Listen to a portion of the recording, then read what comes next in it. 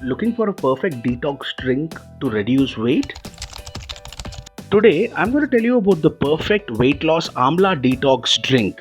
Now, for this, I have chopped and cleaned 2 amlas and I'm going to add it onto the mixer grinder.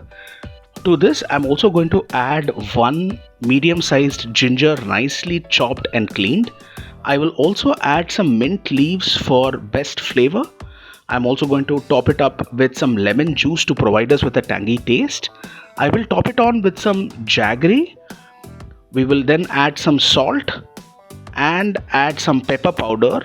To ensure all of this blends well, we're going to nicely add a cup of water to completely submerge all of these ingredients. And before we add more, we're going to nicely grind this and run it through a sieve so that all the hard particles come out. We will then add a spoon of chia seeds which are already soaked for about 2 hours. Now our 100% detox drink is ready to be had.